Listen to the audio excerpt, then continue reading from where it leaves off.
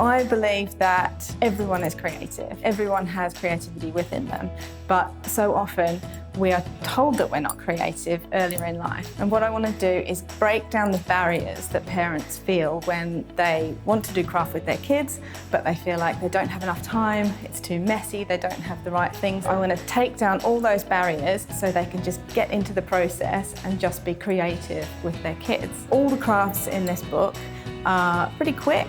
I'm not going to say they all take 5 minutes because it depends on the age of the kid and depends on how many kids you're working with, but they're all pretty quick and they all use materials that you will already have in your house. The odd crafty bits like pipe cleaners and things like that, but it's mainly just things like toilet rolls and wrapping paper and masking tape, so there's nothing tricky in there and it's quite easy to just get right into it without having to plan too much. I think a lot of people feel the same way about craft as I do about cooking.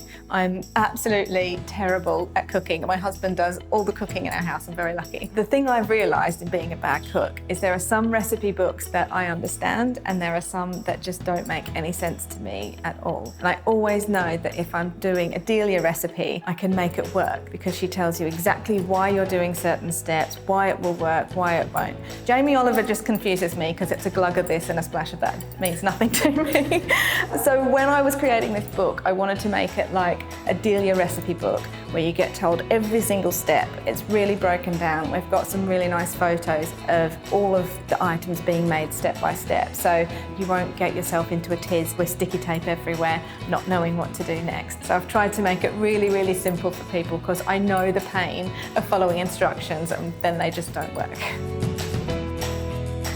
So often these days we find ourselves being consumers. We go on social media and we like things, we comment on things, we critique things and we consume, but it's not very often that we actually create something. And I want people to become creators. And that doesn't mean you have to create some huge masterpiece that takes you weeks. I mean something as simple as making an amazing sandwich or doing a plait in your daughter's hair. And it's just that simple act of creativity that gives so much fulfillment. And so many people balk at doing that because they're worried about the criticism they'll receive. So my little manifesto with this book is that if we all become creators, we all know what it's like to put yourself out there, to open yourself up to criticism. And it might only be that you've made a sandwich or a plait or a toilet roll owl, and you might only show one person and that person might only be 3 years old. But you've done it, you've created something, you've opened yourself up to criticism. And when kids see us doing that, they become creators too. And we all have a bit more empathy towards people who create every day. So I think it will just create a much more empathetic world if we all become creators.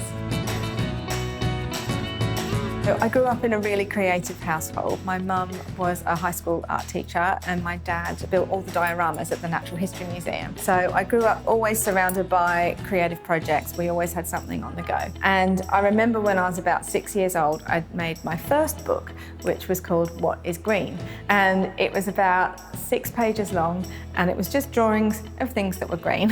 And my mum loved it and it was really sweet. She really, really liked it and she told me it was amazing. And she put it in our bookshelf along with all of her fine art books. And it went in next to Picasso and Cézanne. And I just thought that was the coolest thing, that I felt like an author at the age of 6 years old. And it just cemented my love of books. And I think from there on, I always thought, that's what I want to do. I want to make books. So here I am. It's taken me a long time to do it, but I finally made my first book. My second book after What is Green.